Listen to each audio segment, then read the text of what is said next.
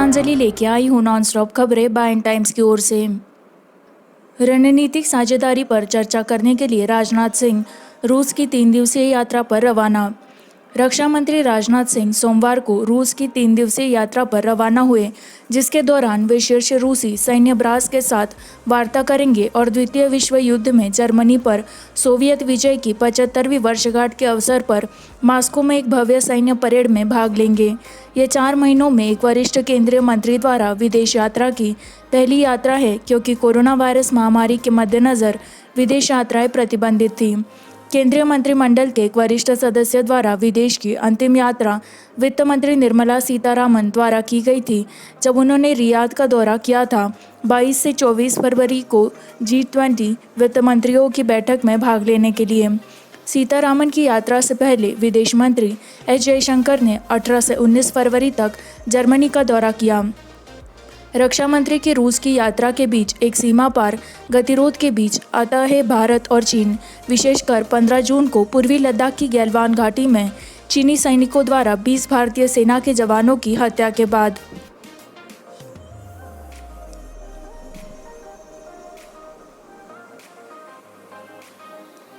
लद्दाख गतिरोध।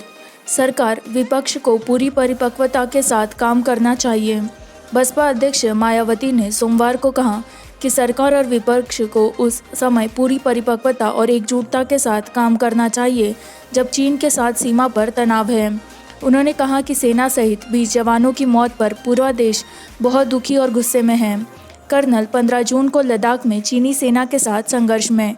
इसके लिए सरकार और विपक्ष दोनों को पूरी परिपक्वता और एकजुटता के साथ काम करना होगा, जिसे देश और दुनिया देख सकती है और प्रभावी साबित होगी, उसने कहा। उत्तर प्रदेश के पूर्व मुख्यमंत्री ने यह भी कहा कि ऐसे कठिन और चुनौतीपूर्ण समय में भारत सरकार की अगली कार्रवाई के बारे में लोगों और विशेषज्ञों की राय अलग हो सकती है, लेकिन मूल रूप से इसे छोड़ना बेहतर है। राष्ट्रीय हित देखने और सीमाओं की रक्षा करने के लिए सरकार।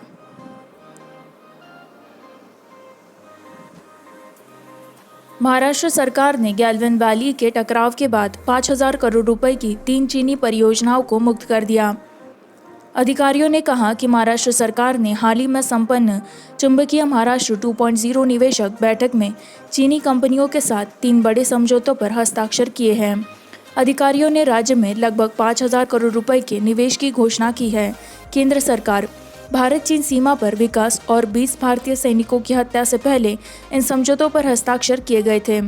उद्योग मंत्री सुभाष देसाई ने कहा। उन्होंने कहा कि विदेश मंत्रालय ने राज्य सरकार को किसी भी अन्य समझौतों पर हस्ताक्षर करने के खिलाफ सलाह दी है चीनी कंपनियों के साथ। यह याद किया जा सकता है कि ऑनलाइन मैग्नेटिक महाराष्ट्र 2.0 बैठक में राज्य सरकार ने चीनी समूहों सहित वैश्विक कंपनियों के साथ 16,000 करोड़ रुपए से अधिक के समझौतों पर हस्ताक्षर किए। इनमें महानवॉल मोटर्स के साथ 3,770 करोड़ रुपए के MOU शामिल हैं। पुणे की तालेगांव में ऑटोमोबाइल विनिर्माण इकाई और फोटॉन चीन और PMI इलेक्ट्रोमो के साथ साझेदारी में 1,000 करोड़ रुपए। इसके अलावा हैंगलू इंजीनियरिंग ने पुणे में अपनी इकाई फेज में विस्तार योजनाओं के लिए 250 करोड़ रुपए की प्रतिबद्धता जताई। चीन से राज्य ने अमेरिका, दक्षिण कोरिया, सिंगापुर और विभिन्न घरेलू कंपनियों के साथ 9 अन्य समझौता ज्ञापनों पर हस्ताक्षर किए। बड़ी रोजगार सृजन क्षमता वाली संस्थाएं। जम्मू और कश्मीर। चीन के साथ गतिरोध। राजौरी में पाकिस्तान की गोलीबारी में भारतीय सैनिक की मौत।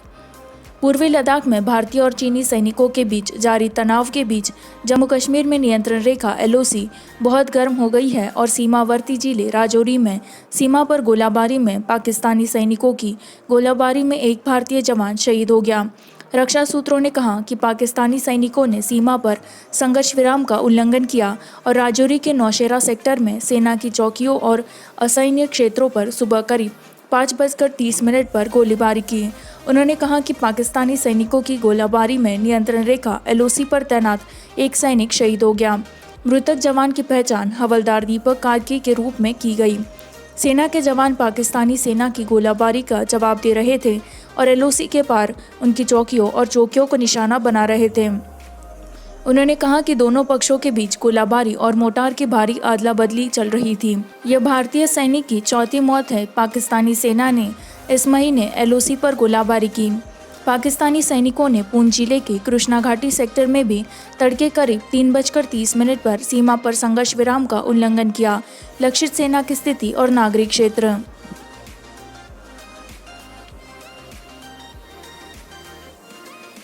मोदी को अपने शब्दों के निहितार्थ के प्रति सचेत रहना चाहिए। पूर्व पीएम मनमोहन सिंह गालवान घाटी टकराव पर। लद्दाख में भारत चीन के आमने सामने के हमले में मारे गए 20 भारतीय सैनिकों को न्याय सुनिश्चित करने के लिए सरकार से अनुरोध करते हुए पूर्व प्रधानमंत्री मनमोहन सिंह ने सोमवार को सरकार से आह्वान किया कि कुछ भी कम लोगों के विश्वास के लिए एक ऐतिहासिक विश्वासघात होगा। प्रधानमंत्री नरेंद्र मोदी सर्वदलीय बैठक में सिंह ने कहा कि उन्हें हमेशा अपने शब्दों और घोषणाओं के प्रति हमारे राष्ट्र की सुरक्षा के साथ साथ रणनीतिक और क्षेत्रीय हितों पर भी ध्यान देना चाहिए। हम सरकार को याद दिलाते हैं कि विघटन कूटनीति या निर्णायक नेतृत्व का कोई विकल्प नहीं है। सत्य को दबाया जा सकता है, लेकिन सभी सहयोगी दलों को आराम देने वाले झूठे बयानों से दबाया नहीं जा सकता। उन्होंने कहा, हम प्रधानमंत्री और सरकार से इस अवसर पर उठने के लिए कहते हैं, कर्नल बी संतोष बाबू और हमारे जवानों के लिए न्याय सुनिश्चित करने के लिए पूर्व बलिदान ने लोगों की आस्था के साथ विश्वासघात किया है। ईएनटी। भारतीय सेना के कमांडरों को चीन के साथ सीमा पर फ्री हैंड मिलता है।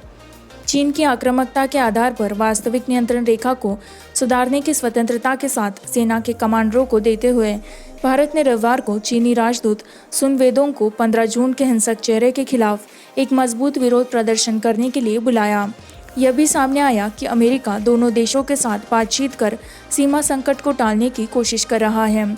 यह बहुत कठिन स्थिति है। हम भारत से बात कर रहे हैं, हम चीन से बात कर रहे हैं। उन्हें वहाँ एक बड़ी समस्या मिल गई है।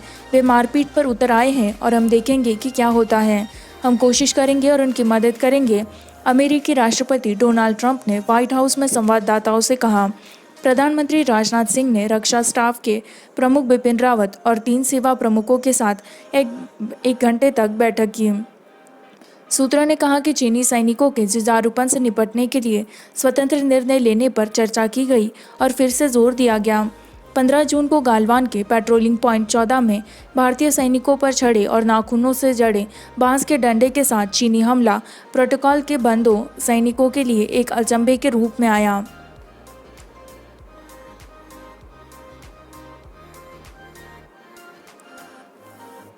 पाँच 5.1 तीव्रता का भूकंप मिजोरम से टकराया। पूरे उत्तर पूर्व में भूकंप के झटके महसूस किए गए। अधिकारियों ने कहा कि रिक्टर पैमाने पर 5.1 तीव्रता वाले भूकंप के झटकों ने मिजोरम, पूर्वोत्तर राज्यों और आसपास के क्षेत्रों म्यांमार को हिलाकर रख दिया। किसी भी नुकसान या हताहत की कोई रिपोर्ट नहीं थी। राजधानी आइजॉल, पहाड़ी राज्यों में कुछ हिस्सों और पूर्वोत्तर राज्यों के आसपास के क्षेत्रों में शाम 4:16 पर कुछ सेकंड तक चलने वाले भूकंप का केंद्र 35 किमी की गहराई पर था। राज्य में गुरुवार रात रिक्टर पैमाने पर 5 की तीव्रता वाला भूकंप देखा गया था। जीव विज्ञानी पर्वतीय उत्तर प्रदेश क्षेत्र को दुनिया का 6ठा बड़ा भूकंप प्रवण क्षेत्र मानते हैं। 1897 में शिनलॉन्ग महाकाव्यित भूकंप रिक्टर पैमाने पर 8.2 मापी गई क्षेत्र में। 1950 में रिक्टर पैमाने पर 8.7 तीव्रता के भूकंप ने ब्रह्मपुत्र नदी के मार्ग को बदल दिया।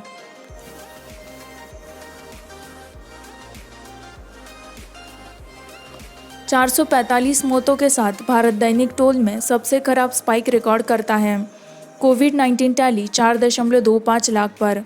केंद्रीय स्वास्थ्य मंत्रालय के आंकड़ों के अनुसार भारत में सोमवार को 14,821 नए कोविड-19 मामले सामने आए, जिससे संक्रमण 4,25,282 हो गया, जबकि 445 नई मृत्यु के साथ मृत्यु दर 13,699 हो गई।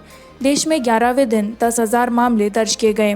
पंक्ति अब तक ठीक किए गए 2,37,195 रोगियों के साथ ठीक होने की संख्या में भी वृद्धि जारी रही, जबकि सुबह 8 बजे अद्यतन आधिकारिक आंकड़ों के अनुसार 1,74,387 सक्रिय मामले थे। एक मरीज ने पलायन किया है। पिछले 24 घंटों में कुल 9,440 कोविड-19 मरीज बरामद हुए हैं। रिकवरी दर 55.77% है, अधिकारियों ने कहा। केंद्रीय स्वास्थ्य और परिवार कल्याण मंत्रालय ने रविवार को जारी बयान में कहा कि प्रयोगशाला और परीक्षण बुनियादी ढांचे के विस्तार के लिए एक ठोस प्रयास के रूप में देश में प्रयोगशालाओं की संख्या 722 सार्वजनिक प्रयोगशालाओं और 259 निजी प्रयोगशालाओं के साथ 981 हो गई है। 1,32,075 पुष्ट मामलों के साथ महाराष्ट्र में संक्रमण से अब तक सबसे अधिक प्रभावित हुए हैं। देश राज्य की गिनती में 60,161 सक्रिय, 65,744 ठीक किए गए रोगियों को शामिल किया गया है, जबकि संक्रमण के कारण अब तक 6,170 लोगों की मौत हो चुकी है। राष्ट्रीय राजधानी आज देश में दूसरा सबसे अधिक प्रभावित क्षेत्र बन गया है, जहां दिल्ली में पुष्टि के मामलों की संख्या 59,746 तक पहुंच गई। तमिलनाडु के 59,377 मामलों का विरोध किया।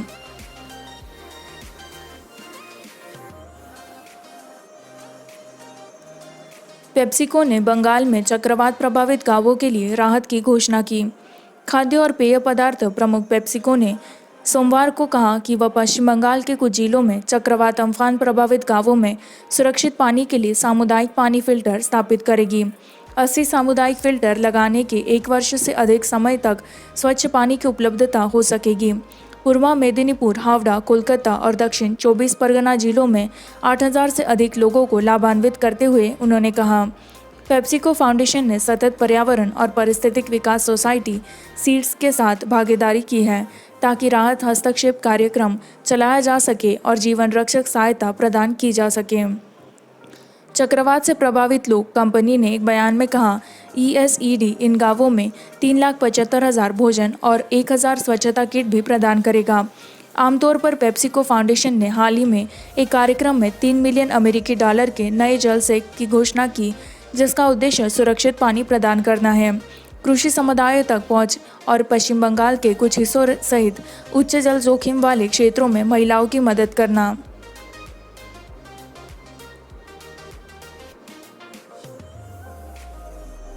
ICICI बैंक ने जीवन बीमा शाखा में 840 करोड़ रुपए में 1.5% हिस्सेदारी बेची। ICICI बैंक ने सोमवार को कहा कि उसने अपनी जीवन बीमा सहायक कंपनी की 1.5% हिस्सेदारी लगभग 840 करोड़ रुपए में बेची है, जिसका उद्देश्य बैलेंस शीट को मजबूत करना है। सप्ताह के दौरान ऋणदाता ने एक्सचेंजों को 4% के कम हिस्सेदारी बेचने की जानकारी दी है। 2,250 करोड़ रुपए में इसकी सामान्य बीमा सहायक कंपनी 9 मई को 2019-20 के लिए अपने परिणामों की घोषणा करते हुए ICICI बैंक ने कहा था कि यह बैलेंस शीट को और मजबूत करेगा क्योंकि अवसर पैदा होंगे। इस आशय के अनुरूप और अनुमोदन के लिए अनुवर्ती बोर्ड बैंक ने आज ICICI प्रेडेंशियल लाइफ इंश्योरेंस कंपनी के साथ प्रत्येक 10 रुपये के अंकित मूल्य के 2 करोड़ 15 लाख इक्विटी शेयर्स को विभाजित किया है, जो 31 मार्च 2020 को शेयर बाजार में अपनी इक्विटी शेयर पूंजी का 1.50% का प्रतिनिधित्व करता है। ICICI बैंक ने नियामकीय फाइलिंग में कहा कि 8.40 बिलियन की कुल आय पर विचार करें। इसे देखते हुए ICICI प्रेडेंशियल लाइफ में बैंक की हिस्सेदारी लगभग 51.4% है। 2,250 करोड़ रुपए के खुले बाजार के माध्यम से ICICI लोम्बार्ड जनरल इंश्योरेंस में 1.8 करोड़ शेयरों के बराबर 3.96% हिस्सेदारी बेचने के बारे में विमर्श। इसी के साथ मैं संवाददाता गीतांजलि आपसे विदा लेती हूँ। इसी तरह की नॉनस्टॉप खबरों को जारी रखने के लिए बाइंग टाइम्स हिंदी को लाइक करें, सब्सक्राइब करें, शेयर करें।